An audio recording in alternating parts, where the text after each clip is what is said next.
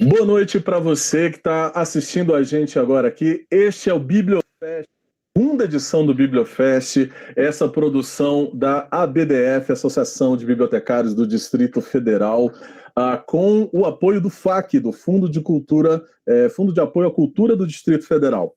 Então, seja bem-vindo, seja bem-vinda. Eu tenho aqui duas figuras incríveis para bater um papo nessa próxima hora, e você é o nosso convidado e nossa convidada. Eu tenho o prazer e a honra de conversar hoje à noite com Rafael Kallsa e Jefferson Costa. Boa noite, senhores. Boa noite, boa noite. Agradeço muito o convite desse bate-papo. Estou muito feliz, muito satisfeito. Legal demais. Massa. Senhores, eu vou fazer rapidamente aqui uma pequena leitura, uma pequena introdução da bio dos senhores e depois a gente começa conversando de fato, tá bom? Rafael Kallsa é ilustrador e roteirista brasileiro de histórias em quadrinhos. Ele fez ilustrações para diversos livros, incluindo publicações da editora Abril, Ática, entre outras. Participou de coletâneas de quadrinhos como Fronte, Quebra-Queixo. Em 2013 ele lançou uma HQ independente, a Dueto, mas realmente a gente vai falar hoje de um projeto dele chamado Jeremias Pele, pela MSP. E junto com ele tem Jefferson Costa, que também foi autor de diversos quadrinhos, como adaptação do livro Kiss Me Judas, além de publicações como Quebra-Queixo, Tecnorama, A Dama do Martinelli, La Dançarina e trabalhos das coletâneas Fronte e Bang Bang. Também participou de antologias norte-americanas como Get It Down, Outlaw Territory, e Jefferson também trabalha com concept art de desenhos de personagens, cenários e animações. Estes dois cavalheiros aqui, senhoras e senhores, fizeram uma publicação que entrou para a história. Eles estavam dizendo aqui nos bastidores que não é para tanto, que eu estava com um pouco de reverência, mas não, é sim, e a gente vai chegar no cerne dessa questão. Então, já que eu fiz essa bio, gostaria de começar perguntando para cada um, a gente pode conversar com o Rafael e depois o Jefferson também responde. Senhores, como foi começar essa trajetória no mundo das artes? Senhor Rafael. Bom, eu acho que uns, 17 anos, assim, eu entrei na Quanta Academia de Artes para estudar desenho, estudar quadrinhos. Foi há muitos séculos atrás. Lá conheci o Jefferson, aliás, e aí comecei a partir daí a trabalhar como ilustrador e tal. E estudando lá foi que eu tive mais até incentivo, né, até do Marcelo Campos, né, dono da Quanta, né, Otávio Cariello, também professor lá, a escrever, né, eu comecei a escrever algumas coisas para o fanzine da escola, que era muito para estimular os alunos a produzir, a ter essa experiência do processo de fazer uma história em quadrinhos, mesmo que fosse curtinha, como era para o fanzine. Até fiz uma história, a primeira historinha que saiu ali foi com o Jefferson, uma história de 2 páginas. Então, até nossa carreira vai muito mais tempo do que o Jeremias. E a partir daí comecei a pensar em como escrever, e como escrever era importante para mim também, além de desenhar. Mas o começo foi ilustrando, foi onde também era possível trabalhar, né? Não sabia como alguém poderia, sei lá, me pagar para escrever, sabe? Como poderia entrar em algum mercado, como poder fazer isso. Mas como ilustração tinha um pouco mais de caminho com as pessoas ao meu redor, alunos também, que já tinham começado a desenhar para revista. E foi assim que eu comecei ilustrando, mas querendo escrever. Já escrevia para mim algumas coisas, mas não sabia exatamente como acontecer. Daí a primeira história publicada, mesmo por uma editora, foi com o Jefferson, uma história chamada Feliz Aniversário, Feliz Obituário, que saiu em 2005, na revista Fronte, que era uma coletânea que tinha na época. E a partir daí foi muito legal ver uma história publicada, poder colocar minhas ideias em algum lugar, e em parceria também, que é muito legal, alguém que acrescenta, né, ao que você quer transmitir para o leitor. Mas foi isso, foi estudando na Quanta e começando com ilustração. Legal. Jefferson? Cara, a vontade de trabalhar com arte é de antes quase de aprender a andar, assim, sabe? A vontade de pegar um lápis, rabiscar em qualquer coisa que você... Então, assim, com aquela coisa, com a criança que depois dos 4, 5 anos continua desenhando, porque todas desenham, todo mundo aprende ela como primeira linguagem, como eu penso, é um insistente, é um persistente nesse sentido, assim, sabe? E desde ali eu já imaginava, sendo, meus pais falam, como hoje Dia das Mães, né, um beijo para minha mãe, minha esposa, mãe dos meus filhos, e todas as mães, né? Eu tinha assim, eu já falava que com 5 anos eu queria ser desenhador, sabe? Então a vontade vem de muito antes, mas quando você começa a entender muito mais o mundo que você vive, da onde você vem, as oportunidades que tem nesse sentido, eu tinha desencanado completamente. Na escola, entrei na escola técnica que me formei no técnico elétrico, trabalhar na área, e não imaginava mesmo uma volta nesse sentido para a área de arte. Só já com 20 anos, 20 e poucos, que eu vi um anúncio da Quanta. Falei, olha, tem brasileiro trabalhando com... Não era nem assim, aquela coisa de saber que tinha gente trabalhando com quadrinhos, que era coisa que me atraía, mas o brasileiro, existia uma escola de artes aqui, que não era Quanta ainda, era a Fábrica de Quadrinhos. Só que ainda assim, não, eu vi, o meu lugar nesse mundo era ali trabalhar de técnico em alguma coisa, no máximo. Mas a real as barreiras também nessa área de técnica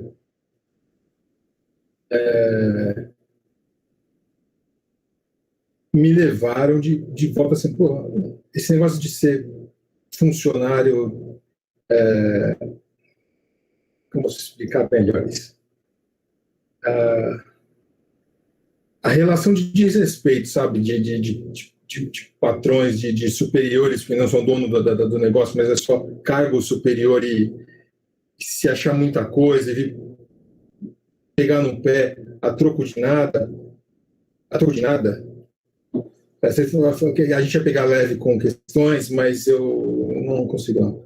Mas foi assim, foi por esse caminho que me fez querer quebrar esse ciclo, sair dessa ordem viciosa, né, que coloca a gente numa corrente fabriquinha e assim, eu pensei, porra, será que com desenho, será que nesse mundo das artes dá para ser diferente? Eu posso ter um pouco de sossego, um pouco de respeito que não se tem para uma, imagina assim, né, uma faxineira, sabe, que nesse Brasil não tem respeito algum, sabe, a pessoa que trabalha de verdade nesse país, as pessoas que trabalham. Mas aí eu pensando, talvez na arte dê para chegar num caminho que não esteja tão exposto nesse tipo de relação abusiva, profissional daqui.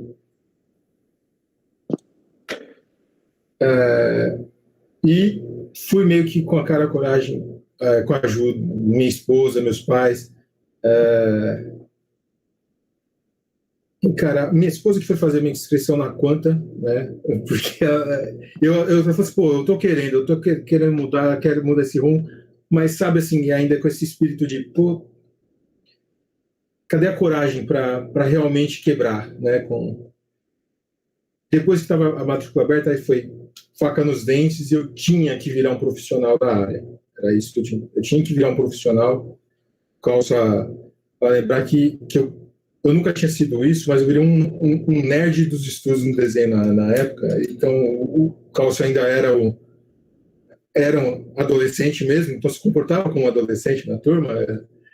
E eu parecia um velho de 50 anos, bitolado nos estudos ali, cara, de um jeito que eu tinha que, em pouco tempo, 2 anos, aprender o suficiente para mudar completamente o meu caminho, sabe? Então, mais do que as coisas boas que alimentavam a coisa da imaginação, a vontade, o encantamento que o desenho traz, as narrativas, as histórias,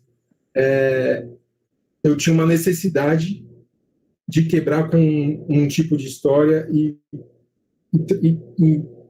mergulhar nesse outro mundo que eu achava que poderia ter umas possibilidades, mesmo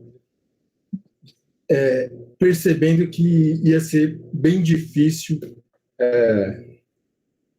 Eu não conseguiria ter feito essa transição se, depois de um ano que eu estava na Quanta, eu ter virado realmente o que o Campos falava assim, eu fui o primeiro cotista, não é cotista, né? O primeiro, como que chama?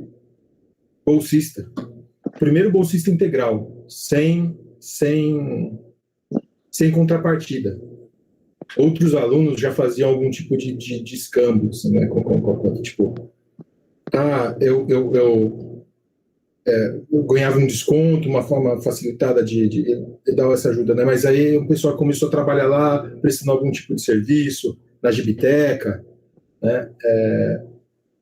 E eu fui meio que assim, ó, com um ano eu tinha zerado meu investimento financeiro, a possibilidade de investir no estudo e abandonar mesmo o plano.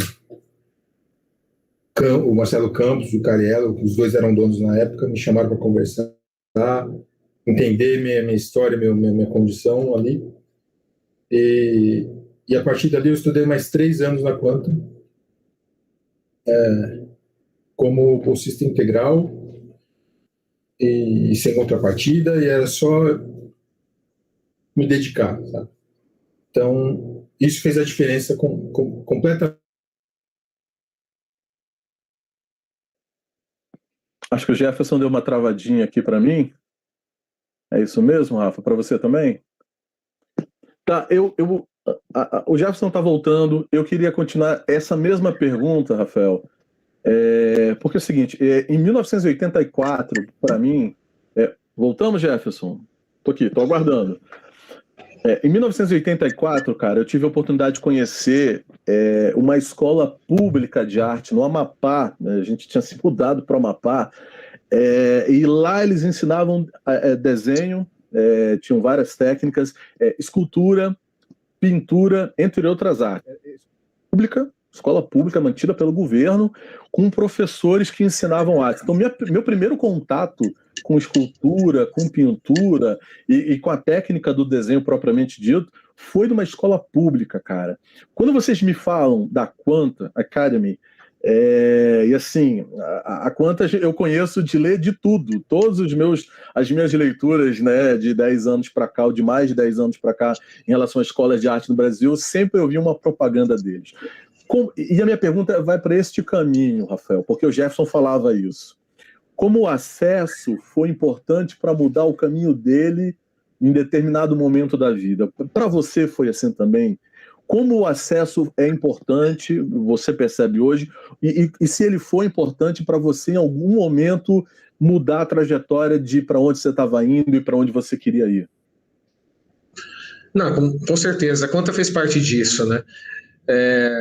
Eu era novo na época, assim, eu queria muito estudar quadrinhos, não tinha dinheiro, não tinha dinheiro em casa para isso, mas eventualmente quando rolou um pouco mais ali, uma oportunidade ali, me ofereceram isso assim em casa. Você quer fazer isso? Então tá, você tem algum lugar que você conhece? A Quanta tinha muita propaganda em gibi de super-herói. Então era o que eu conhecia, assim, era a escola que eu conhecia. E realmente, os professores, os sócios na época, todos já tinham desenhado nos Estados Unidos, já tinham desenhado super-herói. Marcelo Campos desenhou Liga da Justiça, sabe? Fez arte final para o Super-Homem depois. Então, e os professores, então foi um choque, assim, falando, nossa, tem brasileiros trabalhando com isso. E não é que eu queria fazer super-herói nem nada, mas parecia o ápice da carreira, né? Você fazer os grandes heróis que a gente conhecia, que lia dos quadrinhos, que lia desenho animado e tudo mais. Então, isso ampliou muito meus horizontes, porque eu queria desenhar, porque eu lia livros didáticos, assim, paradidáticos, e tinha ilustrações, e eu pensava, poxa, eu acho que eu gostei de desenhar livros. É o que eu sabia, que alguém trabalhava com isso, né? Além de charges, jornal, tiras, né? Então, nessa que tinha conhecido a Laerte, Angeli, Glauco, e depois Alan Sieber, a Chiquinha, sabe? Foi mais Laerte, Angeli e Glauco que eu conhecia, que fazia quadrinhos, assim, aqui, e adorava, tal. Mas conhecer profissionais, ter aulas de como desenhar mesmo e de como depois, estudando quadrinhos, de como contar histórias, como fazer narrativa, isso, nossa, foi incrível. E também falar com gente nerd, que nem eu, né? Poder trocar ideias sobre as coisas, né? E com os próprios professores, e ter referências a mais, coisas que era da época deles, e que eu não conhecia. Então, mudou tudo, assim, mudou tudo. Foi um privilégio poder pagar, né? Estudei 4 anos lá, 4 cursos anuais. Foi a minha faculdade, porque eu não fiz faculdade.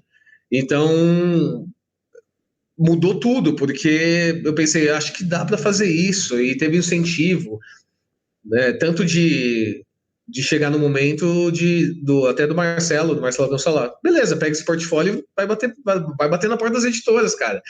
Já tá na hora. E eu tava muito inseguro e tal. Então, ter alguém que olha pro seu trabalho e fala honestamente o que tá funcionando, o que não está funcionando, e que te dá esse empurrão, sabe? Fala, olha, você pode fazer isso. Eu sei que você tem suas inseguranças, mas vai fazer isso. Vai lá. Então, mudou tudo, mudou minha vida. Hoje eu dou aula na Quanta, dou aula de roteiro, e é muito doido, assim. Eu tive até uma experiência que para mim foi muito bonita, assim, de ter feito uma palestra no ano que saiu Pantera Negra. Fiz uma palestra analisando Pantera Negra na Quanta. E aí depois me falaram que o Marcelo estava lá, olha ele agora aí, pô, conheci ele moleque. Olha só, sabe, orgulhoso, sabe? Então, eu acho isso muito incrível, porque acho que existe uma insegurança que a gente carrega por vários motivos, e aí a gente não está confiando que é possível, né? Sair desse ciclo, né? Esse ciclo que o Jefferson até comentou, desse ciclo operário, ciclo de atrás de balcão, que eu também trabalhei.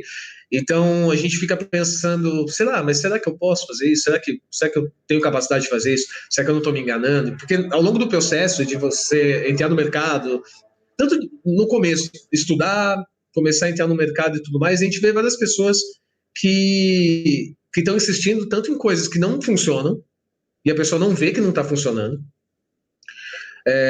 pessoas que têm muito talento e não têm confiança o bastante e desiste. E eu não queria ser nenhum dos dois, eu não queria nem desistir e nem ser a pessoa iludida de que é boa no que faz e na verdade não é. Então eu estava com muito medo de cair para qualquer um dos dois lados, de não me entender. Mas o caminho de você poder estudar o que você gosta e ter incentivo, ter alguém que te fala, calma, sabe, calma. Olha para o seu trabalho e entenda o que funciona nele e o que não funciona. E tenha orgulho do que funciona e vai correr atrás de aprender o que você ainda não sabe. Então para mim foi maravilhoso, foi algo que realmente fez toda a diferença para mim. E as pessoas que eu conheci lá, tanto os professores quanto os outros alunos, com quem eu tenho proximidade até hoje, faz com que você encontre sua tribo, né? Faz com que você encontre um lugar em que você pode ser você e falar do que você gosta e dos seus planos mais loucos possíveis, sabe? O livro mais maluco que você quer fazer, e aí a gente conversa sobre isso e é ótimo. Fez toda a diferença para mim. Mas eu tive o privilégio de poder estudar na Quanta, pagar a Quanta. No caso foi minha tia, que é professora, ralando em 3 empregos, e ela apostou em mim, assim. Ela apostou em mim de várias formas. Dediquei os 2 Jeremias a ela e a minha avó também, e não à toa, porque eu não tenho como saber como é ser essa professora de escola pública, essa mulher preta, professora de literatura em escola pública, não tenho como saber como é a experiência dela sendo isso. Não foi fácil, sabendo histórias, mas não tem como estar na pele dela, mas ela apostou em mim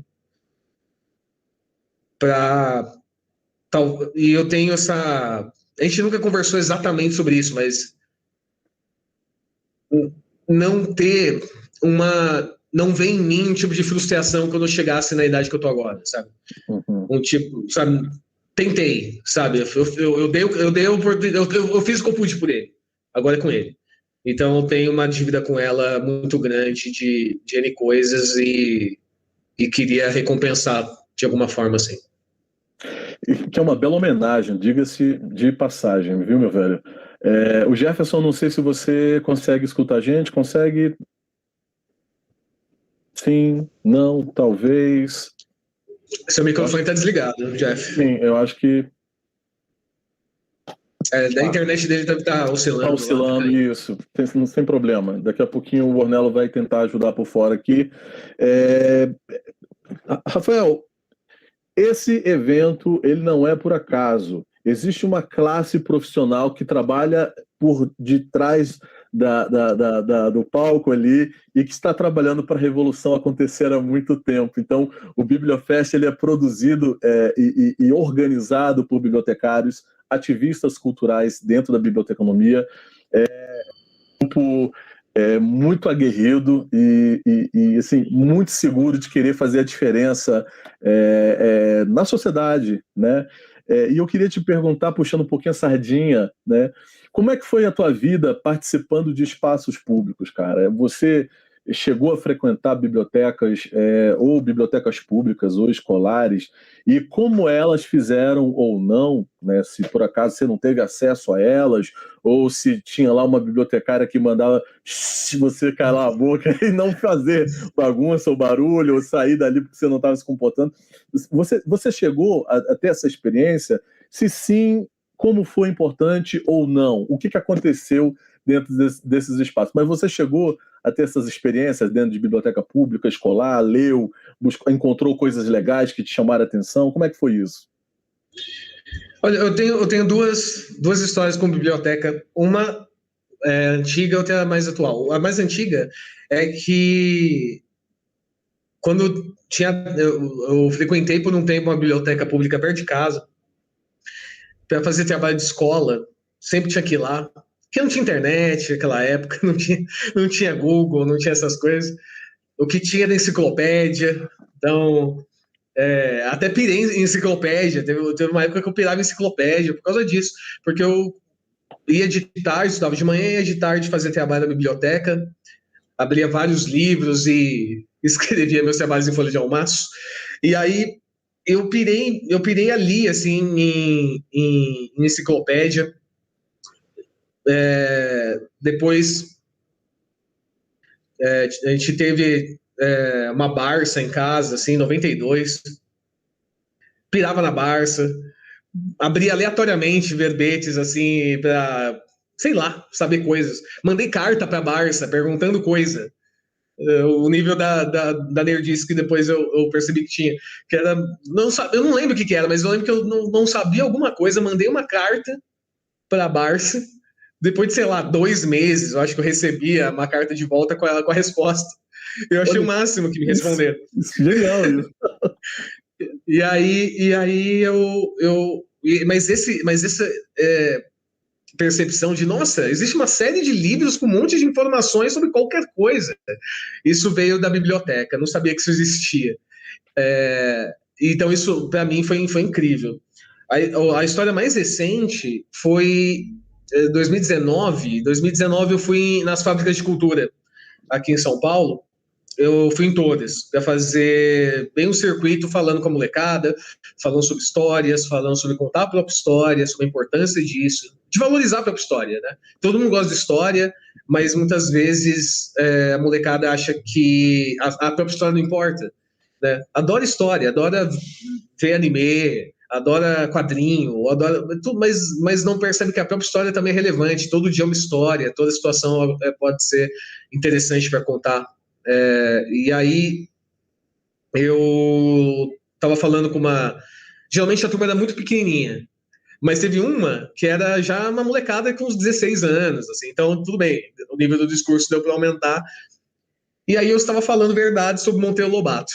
Estava falando que ele era um eugenista, um cara racista, sabe, um cara que defendeu a nossa extinção, sabe? Então estava falando sobre isso e como é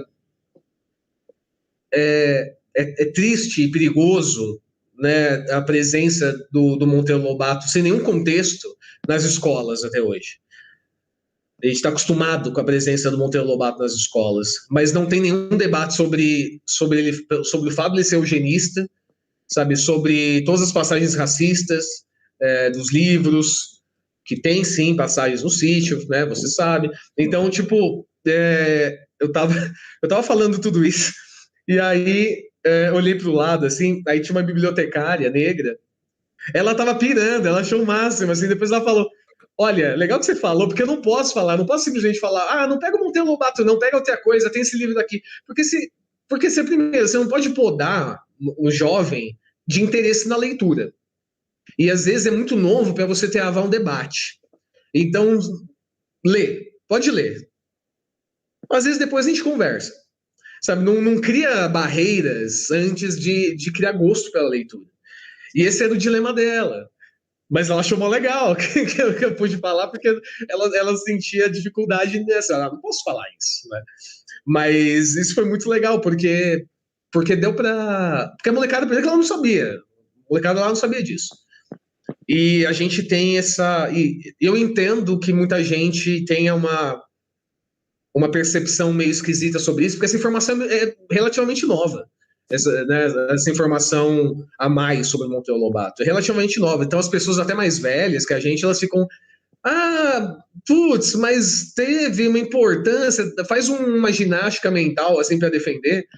Só que, cara, é indefensável, sabe? Eu entendo, às vezes, a importância de ter do gosto pela leitura que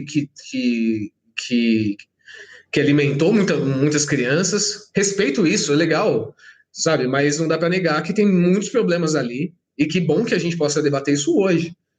Só que é legal poder estar numa biblioteca com jovens, com adolescentes e falar que ler é importante, que nós somos feitos de história, que a nossa vida é uma história e uma parte ínfima da história ampla. A gente é uma vírgula da história do mundo, mas a gente pode ser uma vírgula extremamente bem colocada se a gente se propor. E que tem algumas pessoas que não ajudaram muito a fazer da nossa história, como um todo, uma história bonita. Algumas pessoas atrapalharam. Então, eu estava feliz de estar numa biblioteca e ter a aprovação de uma bibliotecária para falar as coisas que eu tinha interesse em falar. Cara, genial, genial. Sabe que, assim, a gente vai entrar num próximo assunto agora, Rafael, mais referente. Jefferson está entre nós. Bem-vindo. Entre nós, voltou. Cara, falei mal do Monteiro Lobato agora, cara. Você não vou precisar falar mais. Não pode, você sempre pode acrescentar se quiser. Sempre tem algo a dizer. Pode ser. Não, mas para acrescentar eu tinha que ter ouvido o que você falou, né? Então. Não, mas Eu vamos falei, mas dizer- eu falei educadamente verdades, eu não fui longe, não. Não, vamos sepultar então. É. Não, mas eu ia dizer, Jefferson, assim, os comentários, eu perguntei pro Rafael se por acaso na vida dele ele teve acesso a espaços públicos como bibliotecas, porque esse festival ele é produzido, organizado por bibliotecários ativistas culturais.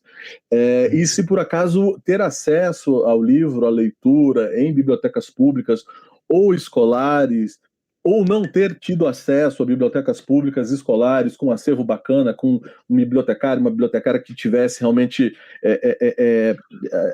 assim, o ímpeto de provocar curiosidade nas crianças, nos jovens, se isso fez falta na vida dele. E aí a gente entrou depois para falar sobre... Ele comentou de uma bibliotecária que estava curtindo ele conversando um debate com jovens ao Monteiro Lobato e problematizando a obra dele. Eu já passo a bola para você, porque isso vai dar um mote para a gente entrar realmente na história do Jeremias. Mas eu queria te perguntar, porque eu tive essas experiências, eu estava contando para o Rafael que meu primeiro contato com arte, com desenho, foi numa escola pública de arte, desenho, de escultura, pintura, no Amapá, em 1984. Eu, desde lá para cá, eu rodei o Brasil, não conheço muitas assim. Então, como isso fez diferença na minha vida, pela apreciação artística, pelo gosto das artes, por arriscar meus traços também. Enfim, isso teve espaço na sua vida, Jefferson? Você encontrou espaços que te oportunizaram para além da conta?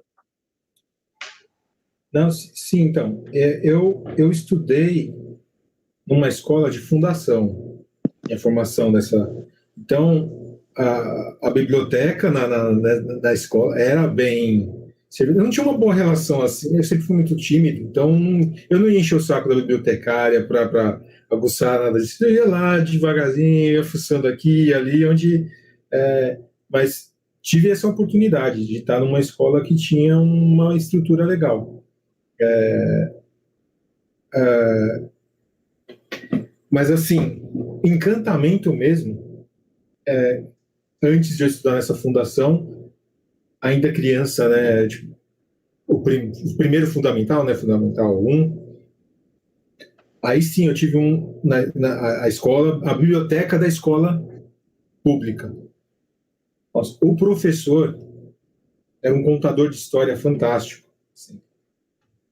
Então, o professor de biblioteca, então assim, tinha uma aula de biblioteca, a gente ia para lá e era aquele que fecha a cortina para dar o clima de todo um ambiente, uma história. Nossa, era a magia que me pegou assim, né, sobre esse universo vem dali, desse tempo com esse professor. Mas ainda na adolescência eu frequentei algumas oficinas não biblioteca exatamente, né? Então, mas oficina em espaço cultural, onde eu conheci o João Pinheiro também, que é um artista de quadrinhos como nós, tal. Numa dessas oficinas, né, em Itaquera, que são na zona leste de São Paulo, a gente acabou se trombando ali aos 13, 14 anos de idade. Então, espaço cultural, sabe? Então, você, não exatamente biblioteca, mas que tinha aquela sua biblioteca pequenininha ali. Então, e de biblioteca pública, eu só tive contato já adulto. Vou dizer assim, uns 18, 19, uma biblioteca pública, que foi a do centro aqui de São Paulo. Esqueci o nome, Mário de Andrade. Mário de Andrade, né? Ali na Praça Ramos. Né? Isso. Quando eu entrei nela, eu já tinha uns 17, 18, assim. E diferente de todos os espaços com relação a livro, quantidade de livros, nossa, ali foi para mim mas é muito longe de onde eu morava também. Foi um passeio assim que me impactou nesse sentido de encontrar um espaço assim que as pessoas entravam, mas eu não me sentia de parte, realmente. Foi uma visita falando, nossa, quantos livros pode tocar nesses livros aqui, sabe? Então, assim, não, esse espaço público, ainda mais que ele é maior, depois eu fui conhecer outros na periferia, já em São Miguel também, onde eu morava, Mas a primeira biblioteca pública que eu pisei foi mesmo a Mário de Andrade, já passado da hora, e nesse sentido assim de impactado, mas não me sentindo parte do esquema. Cara, isso é muito louco, né? Você me conta desse professor, e como professoras e professores assim também fizeram diferença na minha vida quando a contação de história vem, te encanta, te arrebata, e como espaços públicos em quebradas, em comunidades, eles são... às vezes eles são a diferença. Eu tô me lembrando do Chance the Rapper aqui, que ele diz que o primeiro álbum dele, ele gravou dentro de uma biblioteca, brother, com um projeto dos bibliotecários lá, e foi o álbum que mostrou ele pro mundo depois, e ele foi embora. Então, olha que louco como esses espaços poderiam, né? Exatamente, seu catalisador, podia ser a diferença entre vocês não quererem mais saber de histórias, ou contar histórias, ou desenhar. É muito louco, a gente perde oportunidades. Eu queria, de fato agora, Jefferson e Rafael, entrar dentro da história do Jeremias, e assim, o papo o querido Monteiro Lobato, ele me traz uma coisa, essa sacralidade de você não tocar em certos bastiões da literatura, ou da pintura, né, ou da arte, às vezes dificultam demais a gente contar certas histórias que precisam ser contadas, né? Então, é um exemplo bobo, mas a Disney, né? Eu fui tentar buscar uns filmes mais antigos e assistir esses filmes, porque a minha memória afetiva era outra. Quando eu comecei a assistir, eu falei, mas nem a pau que eu vou deixar minha filha de 4 anos assistir essa bomba aqui, porque são absolutamente... Não é que é politicamente incorreta, porque é racista mesmo, é machista, é sinistro. E aí os caras têm um cuidado de colocar um textão, não sei se você já tivesse a oportunidade. Antes da exibição, eles colocam um textão falando, olha, essa obra, ela não representa aquilo que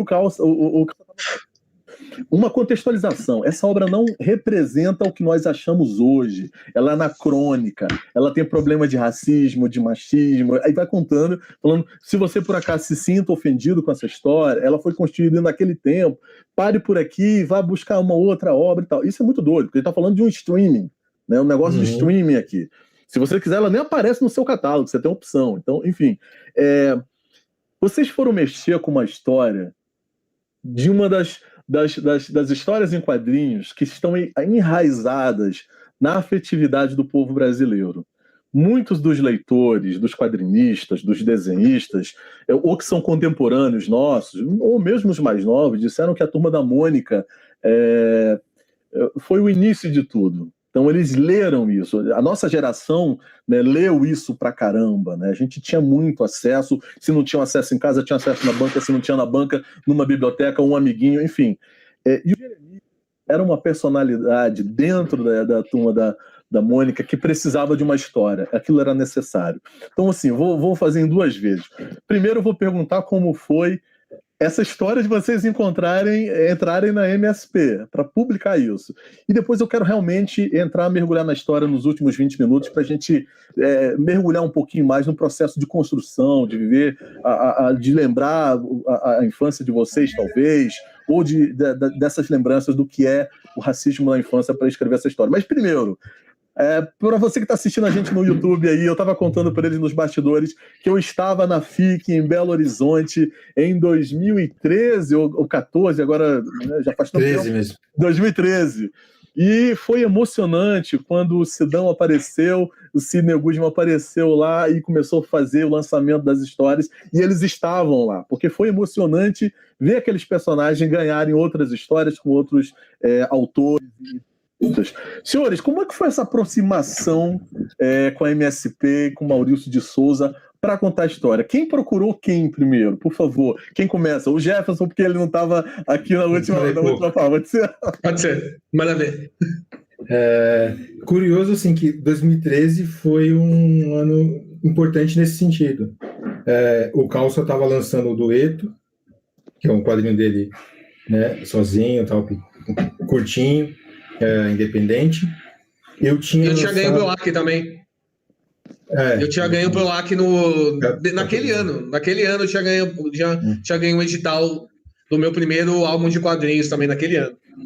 E eu tinha lançado ali também A Dama do Martinelli, naquele ano. Eu preciso dizer que as duas eu tenho aqui, então depois eu pego uma assinatura digital de vocês. E assim, eu já o Sidão já me conhecia, eu conheci o Sidão, a gente trocava ideia assim, através do campus, já tinha se aproximado. Mas o Calças não tinha essa aproximação. A gente já tinha conhecido também, mas ele tinha um receio assim, não sei se ele lembra de mim, não sei o quê, tava com receio, a gente trocou ideia, aí eu peguei o Calças, a gente foi até o Sidão nesse 2013, aí eu pedi licença, Sidão, aí eu, fala, Jeff. Ele falou, porra, lembrou do meu nome. Claro, tal. Bom sinal. Bom sinal. E isso, a gente começo de carreira, assim, né, mas... E aí ele lembrava de mim, ele falou, lembra do Calça? Não, mas, ele fez esse quadrinho, entregou de presente pro Sidão, o dueto, a gente trocou uma ideia ali de Daí ele lembrou do meu nome, porque ele foi jurado no PROAC que eu tinha ganho. E aí ele lembrou que votou no meu projeto também. Então foi legal. Mas foi uma conversa assim de 3 minutinhos. E foi assim, o primeiro contato, que nem era. A gente nem se apresentou ali como dupla, era 2 amigos, ele fazendo o quadrinho dele, tinha outra parceria. Mas foi um primeiro contato assim, dos 2 juntos, trocando ideia com o Sidão, em 2013. Sabe? Aliás, o Sidney ele mandou para mim uma mensagem depois sobre o dueto que eu tinha dado de presente. Todo mundo dá muito quadrinho de presente para ele volta carregado dos eventos. E no caso eu fiz a minha parte ali. E ele mandou uma mensagem para mim depois, com uma análise. Eu achei muito gentil, ele faz isso com as pessoas. Ele lê no tempo dele, lógico, né? Ele tem a vida dele, e muito quadrinho que ele recebe, mas ele foi muito gentil, ele mandou uma mensagem falando que achou prós e contras. Achei muito massa isso. Mas assim, isso foi lá em 2013, foi o ano que começaram, mas eu nem estava ligado que estava rolando isso, a gente nem foi para a tenda, que o pessoal estava... A gente estava mais batendo papo num lugar ali perto da tenda, não sei se sabe, que tinha algo artesanal ali, que não era quadrinhos, não era papel. Eu lembro. A gente ficava mais naquela sessão. Maravilhoso! Eu peguei muito material artesanal lá também. Então, a gente estava lá. Mas assim, quando veio o convite, aí foi uma surpresa mesmo. Foi do Sidão, depois ele já tinha lançado o Jockey, né, que foi esse PROAC aí. Desse PROAC. Depois eu já tinha lançado também o La Dançarina com o Lilo. Então, depois desses livros, apareceu o Sidão um belo dia. Sidão liga em casa e faz o convite. Ele faz o convite já com o nome do personagem na agulha. Eu quero que vocês falem. Vamos falar, vamos fazer uma história de Jeremias. E assim. O tema é esse. Vocês estão à vontade? Querem falar disso? Porra, presente. Só um presente que caiu no colo. Isso é genial. Eu preciso perguntar aqui sem querer criar intrigas, mas ele chegou a dar ideia, o tema, ok, Jeremias, mas ele chegou a dar ideia de para onde Jeremias ia ou não? Vocês falaram, não, nós vamos fazer isso. Não. Mais ou menos. Ele falou alguma coisa para mim assim, que ele me ligou, que ele pegou meu telefone na Quanta, porque ele não tinha. Ele só tinha me falado, pensei em você e no Jefferson para fazer, você escreve, ele desenha. É o Jeremias, pra gente falar de racismo na infância. Ponto. Só isso, assim. E que ele fosse o protagonista e que não aparecesse a Turma da Mônica para não ter nenhuma distração. Vamos focar nele pela primeira vez. Para mim foi só isso que ele disse. Cara, isso foi em 2014, 15? 16. 16. Foi 2016. Senhores, isso é fantástico do ponto de vista, porque a Marvel começou um movimento, não a Marvel, né? Você já tem a Milestone anteriormente com quadrinistas negros, afro-americanos, latino-americanos, trabalhando suas próprias histórias. E depois a própria Marvel também começou um processo de colocar roteiristas negros para falar de algum personagem negro, latinos para falar de latinos também, paquistanês para falar também, né, a Kamala, que é a Miss Marvel, enfim. como é simbólico vocês dois estarem dentro desse projeto. Deixa eu perguntar, como é que foi o processo de escrever Jeremias? Porque, como eu estava dizendo, é um personagem, faz parte de personagens da nossa afetividade. Quando eu li os outros personagens da MSP, cada um me trouxe alguma coisa da infância, mas foi bacana ver aquilo de novo. Eu imagino que leitores do Brasil inteiro, quando leram Jeremias, principalmente talvez leitores negros, né, do Brasil todo, devem ter algum gatilho, deve ter acionado dentro deles, porque foi o que me tocou também. Então, como é que foi o processo de escrever Jeremias? Onde vocês buscaram isso? Tanto referências do processo artístico, quanto o processo da narrativa e de argumento. Como é que foi essa jornada? Pode ser com o Rafael começando.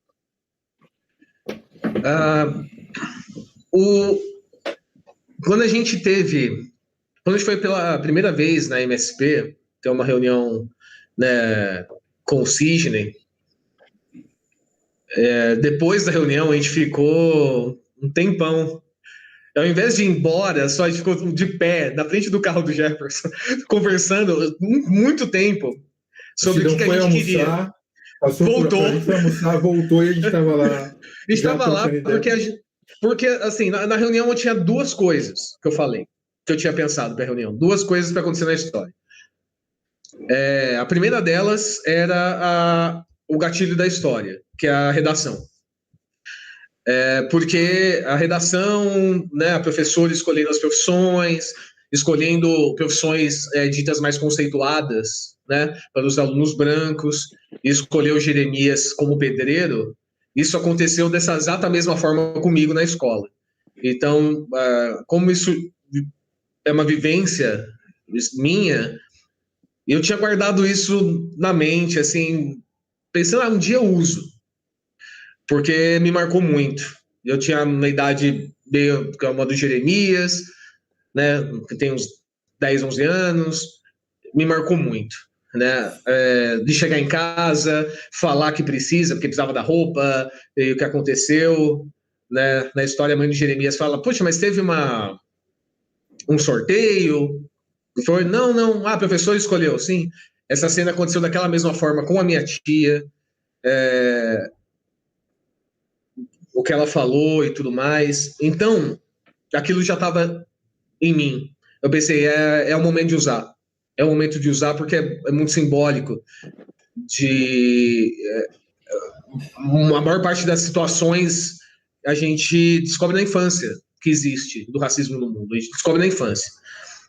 E a outra coisa que eu tinha pensado já era a explosão do pai. Aquela fala eu já tinha pensado.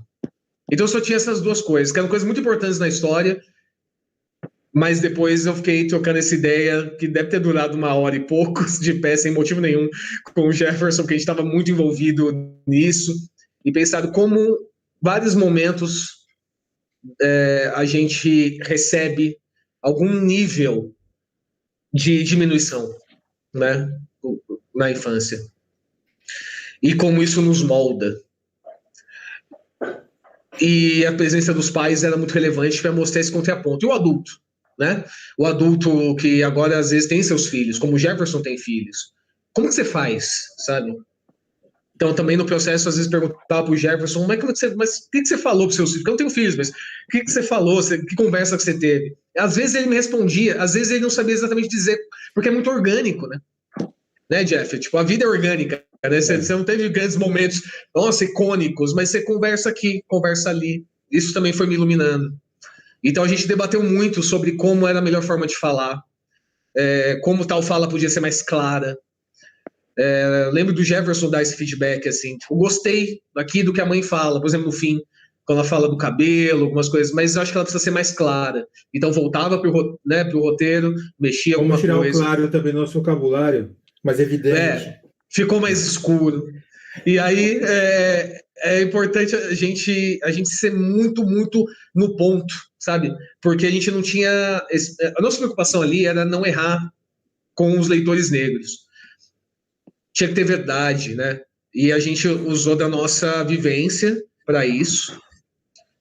já fomos Jeremias, como você, e a gente queria, acho que a gente não falou essa frase, mas a gente queria honrar a criança que a gente foi, sabe? Valorizar isso, a gente foi isso, a gente passou por isso, e isso moldou a gente de várias formas, inclusive negativas também, de insegurança, de não pertencimento, de dar esse salto, de não, quero viver de arte sim, que como é que eu faço? Difícil saber, porque a gente cresceu ouvindo que teria que bater ponto o resto da vida, porque é assim que a vida é. Então, a gente teve essa preocupação muito grande. Mas o selo da UFMSP, ele já estava um grande sucesso em 2016.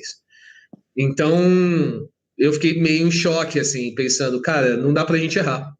A gente não tem oportunidade de errar, porque quando não tem muitos personagens negros já liderando histórias. Quando tem, se você erra, vai ser uma desculpa mercadológica de falar personagem negro não funciona, não vende. Então a gente teve um receio ali. Mas aí eu escolhi de uma forma consciente deixar essa preocupação no fundo de uma gaveta, porque senão eu não ia conseguir fazer. Eu não ia conseguir entregar. Eu ia ficar só preocupado com possível repercussão ou um possível erro e não ia conseguir. Então eu deixei no fundo da gaveta e fui escrevendo muito por dia. Tanto que o PL eu escrevi em 2 semanas. Porque foi muito. O processo de eu preciso contar isso, eu preciso fazer isso, eu preciso fazer isso funcionar. E aí, daí quando terminei a primeira vez, mostrei pro Jefferson antes, a gente bateu bola, mexi antes de mandar pro Sidney. Então, o que eu lembro da época é ter uma preocupação muito grande das pessoas, dos leitores negros falarem é isso. Isso é uma vivência minha também. Independente da classe social, funcionar. Porque se você tem um pouco mais de grana, se você vive, às vezes, se você não mora na quebrada, se você tem outras questões, ok, mas isso não vai te impedir de sofrer racismo, não vai. Então, precisava funcionar para públicos de diferentes classes sociais. Precisava ser honesto. Então, a gente se preocupou bastante com isso. Legal. Jefferson, como é que foi dar cara e rosto para essa história, irmão? Eu ia voltar ainda nessa relação desses primeiro dia, primeira reunião, o que batia muito forte, porque a gente discutiu assim, conversamos bastante essa hora lá, era muito nesse sentido do não podemos errar. Todo o nosso, ele falou, colocou na gaveta. Desde a hora que o Sidão ligou para mim, e eu falei isso para ele no telefone, falei na reunião que a gente teve antes dessa conversa, que sobre o não errar, sobre esse medo, o medo de estar nesse lugar do não errar, do quanto a gente tem que representar, e assim, a pergunta que eu joguei para o Sidão 2 vezes, nos 2 momentos, tem certeza? Não é só um medo, um cagaço nosso, assim, mas é nisso, jogar, né, jogou o Jeremias na roda, beleza, a gente abraça, é uma coisa, até que meio que a gente fez uma aposta lá, o Sidão falou, porra, eu tenho quase que 100% de certeza de que vai ser a Gráfica MSP que menos vai vender, sabe? Então, o que é isso? O sentimento da sabotagem, do menos valia que a gente fica, porque sabe que tem a sabotagem, o desdém com algo do tipo, esse agente escorrega, erra, como ele comentou sobre o mercadológico, a desculpa mercadológica, cara. Então, assim, a pressão a gente já sentia desde o começo, já sabia disso e já colocava isso em mim. Eu não consegui colocar na gaveta, mas isso era meu aqui no ouvido o tempo todo. É o seu melhor, é o 150%, né? Nem 110%, sabe? Então, é esse sentimento que foi levando para conseguir levar. Nessas primeiras colocações, o que a gente tinha conversado bastante ali é nessa, o moldar os pais, o que é essa família, como é esse acolhimento, né? A gente falou sobre a troca dessas experiências, o que era o vivenciar esse lugar de paz. E um ponto importante também do que a gente tinha colocado nessa primeira reunião era a necessidade que eu tinha que existisse a cena da abordagem policial. Sabe? Então, isso dos parâmetros que a gente tinha do início, quando colocou das duas coisas, é uma coisa que eu disse, não, mas como que é isso? Precisa mesmo? Conta um pouco mais sobre. Falei, pô, Sidão, eu tenho uma vivência que dali, eu tinha uns 36, 37 na época, eu já não lembro mais. Dos meus. Então, ali já fazia assim, 20 anos no mínimo, que eu recebia batida policial uma vez por semana, no mínimo. Quando eu era mais jovem, de acontecer 3, 4 vezes por semana. As agradáveis, as normais e as muito desagradáveis, sabe? Então, assim, é uma coisa que não tinha como deixar de fora. Quando ele percebeu, assim, não, entendi. Isso tem tudo a ver com a vivência de vocês com o tempo. Então, podem fazer. Tá com vocês, né? Eu sabia que, assim, a gente tinha que falar logo de cara as intenções, porque eu sei que é uma empresa, sabe? A MSP tem toda uma questão política aí de mexer com instituições e tal. Então, deixar bem evidente, né, as intenções, a necessidade do que trabalhar e o porquê a gente trabalhar sobre isso foi muito, muito forte logo de cara, assim, a gente precisava deixar. Aí, sobre a tradução, né, artística para Comentário antes de você continuar sobre isso, eu lembro nitidamente que o próprio Maurício falou, olha, algumas histórias aqui querem mexer demais com meus personagens e eles são da minha afetividade, então vocês podem até brincar para lá ou para cá, mas não tirem a essência ou não vão muito fundo com eles. Então eu imagino que vocês dois chegarem na mesa de trabalho e proporem o que vocês propuseram para essa história, mexeu com as bases da própria empresa. Eu acho que... Mexe, mas não nesse sentido. Porque até a gente conversa com o Sidão assim, porque Jeremias é um que tinha pouco estofo, tinha pouca base.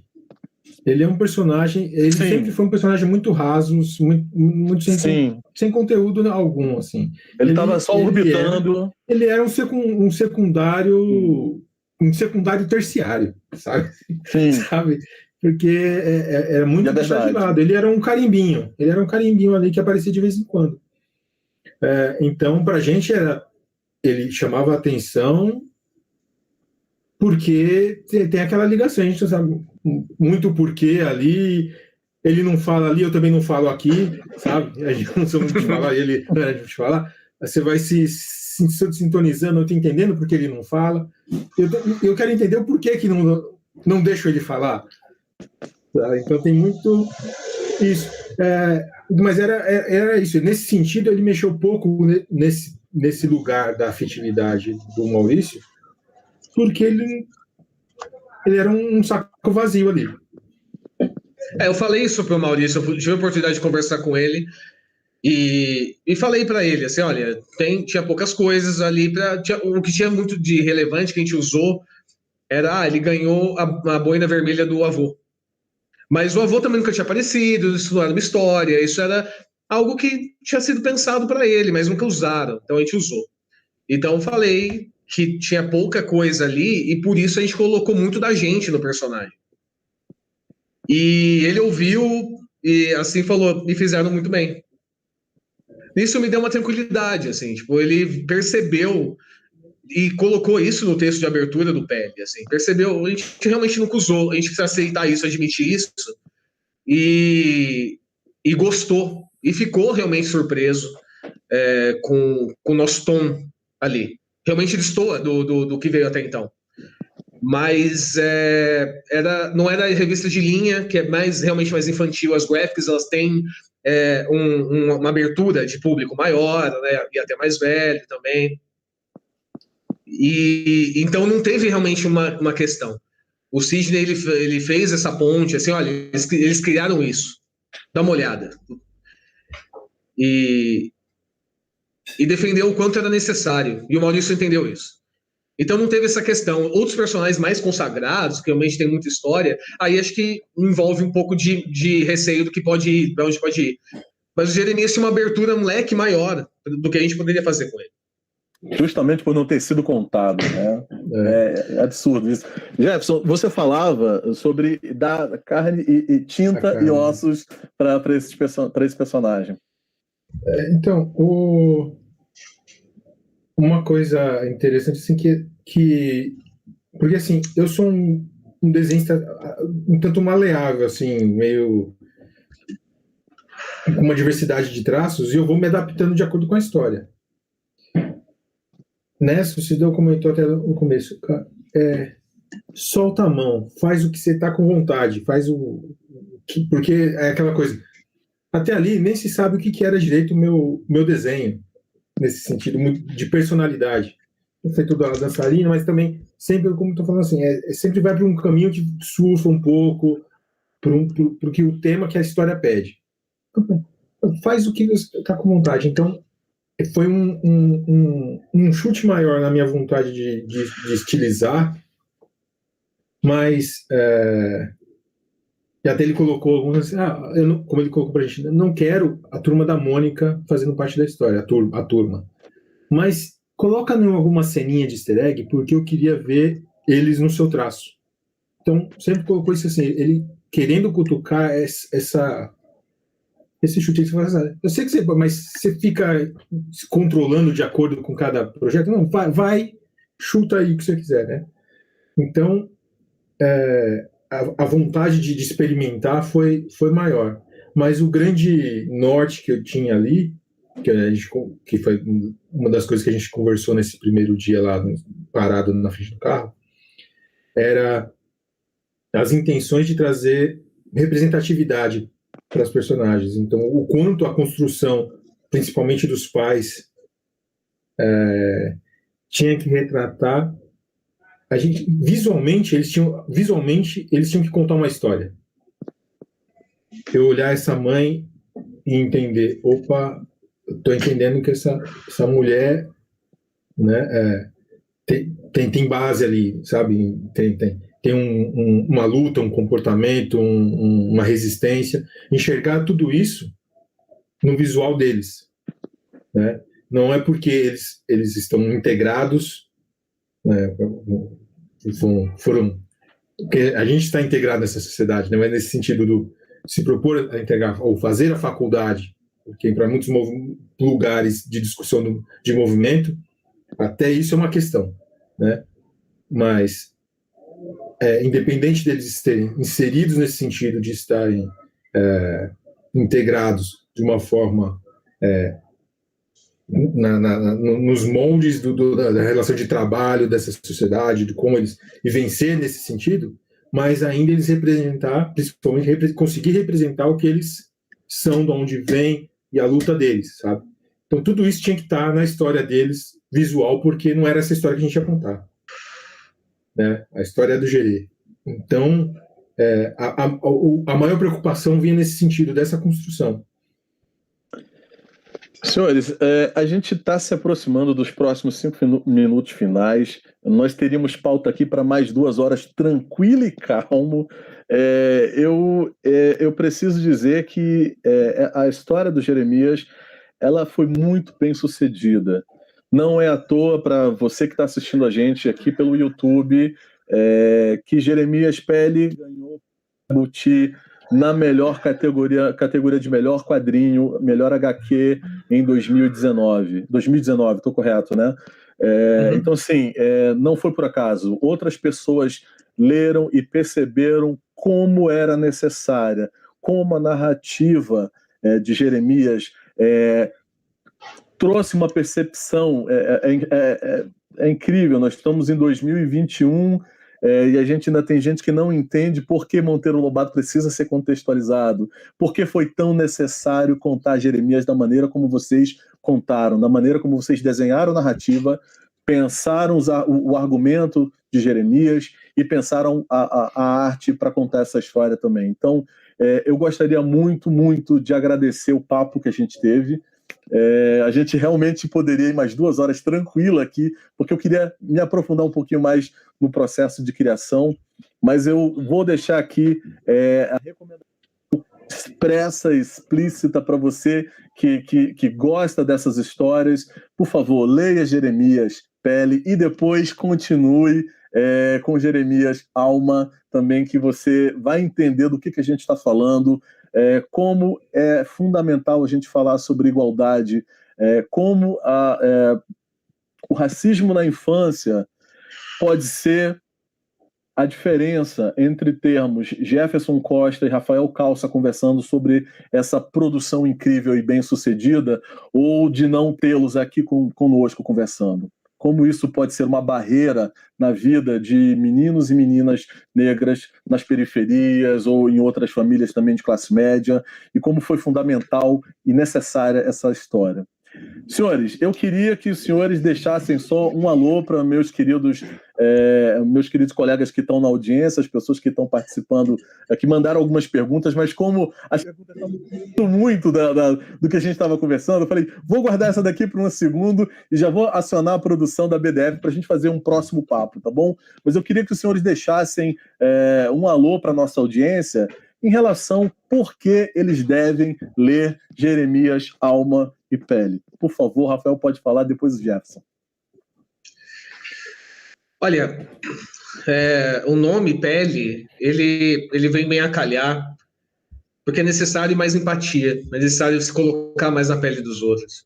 A gente está vivendo momentos muito sombrios em que está naturalizando o ódio, está naturalizando o preconceito como algo, eu não gosto mesmo de tal tipo de pessoa, isso é um absurdo.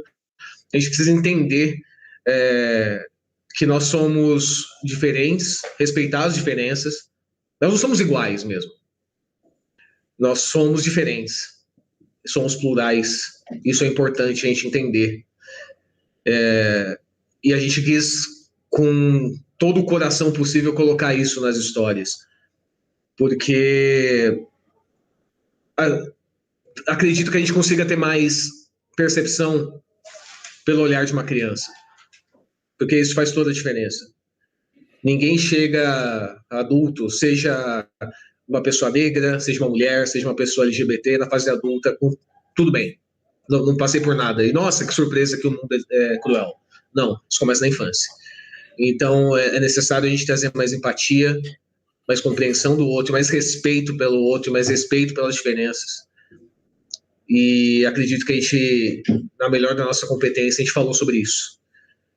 Então vale a pena ler, tirar suas conclusões, debater, falar com a gente. E é fascinante que a gente possa ter criado um livro que possa estar nas bibliotecas, porque é um produto, né? Livros custam, então é legal que seja de graça em bibliotecas de todo o país para a molecada ler e se ver nas histórias. Faz diferença você se ver nas histórias, ver a sua própria vivência. Então, leia, tire as suas próprias conclusões, não só Jeremias, mas se for começar por Jeremias, ótimo. Se já for leitor, leia também. Acho que é importante a gente debater. Jefferson? Colocou, né? A palavra empatia é uma coisa que é mais importante aqui nessa questão, porque é um livro que não está direcionado. A gente fez um livro que representa nossas vivências, nossas dores, nossas lutas, mas não tem uma pretensão de de ser algo que faça tanta diferença, né, nessa reeducação, sabe? Feliz que o livro esteja sendo usado dessa forma, né? Mas sem pretensão alguma. Então não é nesse sentido que falar, leia porque vai ser importante para, né? É assim, tem uma parcela do povo, do tipo de pessoa no Brasil aqui, que o livro só está em português ainda, né? Que esse livro não vai conversar com essas pessoas. Não adianta, sabe? Eu tenho esse ponto de vista que para essas pessoas esse livro não foi direcionado, é direcionado para representar o nosso povo, quem se parece com a gente, quem se identifica com nossas histórias, com as nossas vivências. Esse livro pode ajudar em algumas formas. E para as pessoas que não querem se parecer com aquelas que eu comentei anteriormente, com quem não tem diálogo, que não tem uma forma de a gente tocar, que elas possam ler, pelo menos para entender, pelo menos para tentar se perceber, né, em que lugar que ela se encontra, o que ela reproduz, o que ela não, sabe? É um pouco de se enxergar. Qualquer um pode se enxergar nessa história. Quem se parece com a gente, quem não se parece. Cara, legal. Eu recebi aqui 2 comentários muito bacanas. Primeiro, o Carlos Franco. Nossa, meu aluno de arte da Fundação Jefferson Costa. Então, deve ser algum professor da Fundação, tá te assistindo e mandou um alô também. Sidney Rodrigues de Andrade, fiquei incentivado e motivado pelas falas dos dois. Então, sim, gente, já está encontrando lugar no coração de quem está assistindo a gente aqui. Senhoras e senhores, eu estive aqui com a honra de conversar com Rafael Calça e Jefferson Costa, ambos artistas, desenhistas, também escritores, do livro Jeremias Pele e também Jeremias Alma, da MSP. Você precisa conhecer um pouco mais da trajetória e do trabalho desses 2 artistas negros que contaram essa história mega premiada também. Muito obrigado pela presença de vocês 2, queridos. A gente volta a conversar numa outra oportunidade. Eu queria aqui de novo agradecer ao FAC, ao Fundo de Apoio à Cultura do Distrito Federal, por providenciar essa oportunidade de realização do 2º Bibliofest, e também um agradecimento todo especial à produção da BDF, que é quem está desenvolvendo este programa cultural, este projeto cultural. Diga-se de passagem, bibliotecários, ativistas culturais e políticos também aqui. Uma boa noite para você. Se você quiser rever essa entrevista, corre lá no canal da BDF no YouTube, que você vai poder rever todas as entrevistas, inclusive essa daqui, tá bom? Uma boa noite para vocês, boa noite para meus queridos convidados. Muito obrigado. Boa noite. Valeu.